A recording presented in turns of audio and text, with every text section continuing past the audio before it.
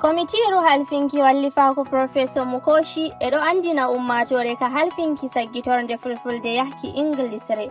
Murdinde yajiki to jajel adunaru. Sawunde kelme ɓurde ujineje 15 e bayanuje nonde kelme fulfulde. Fu nder ko Professor I.A. Mukoshi windi. Kadimma bindi teddinore innitirandi. E modibbo mawɗo bo andanɗo ɗemɗe ma pindijo. Gila jaaɓi hattirde Usman Dan Fodiyo de Sokoto.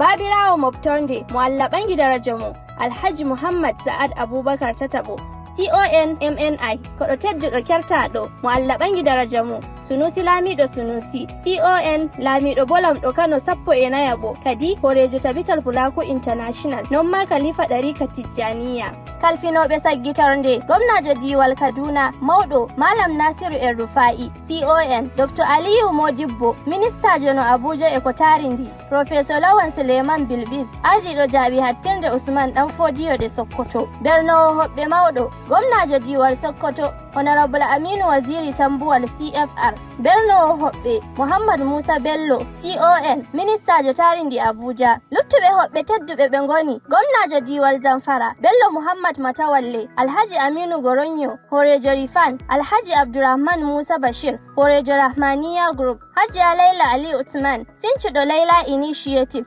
Professor Tijjani Muhammad Bande ardiɗo 14 mo majalisa fedde mobgal leydi windere nde UN mo Allah ɓangi daraja mo Dr. Muhammad Barkindo Aliyu Mustafa Lamiɗo Adamawa mo Allah ɓangi daraja mo AMB Ahmadu Nuhu Bamalli CFR Lamiɗo Jaje Zazzau e Dr. Hakim Baba Ahmad e luttuɓe ɗuɗɓe. Lamar halfinki saggitonde nden taskama waɗeki to Transcorp Hilton Hotel to Abuja nyalande 3 Disembaru hitande 2022 bo humpitaɓe tan ɗalete nata ngam heɓki bayanuji dow lamar kan yollu www.fulfulde.com walla emal hello@fulfulde.com walla e ƴona hawnde 9 jowettati go'o Fulfulde Project hosi teddugal waɗanki on lilal ngal.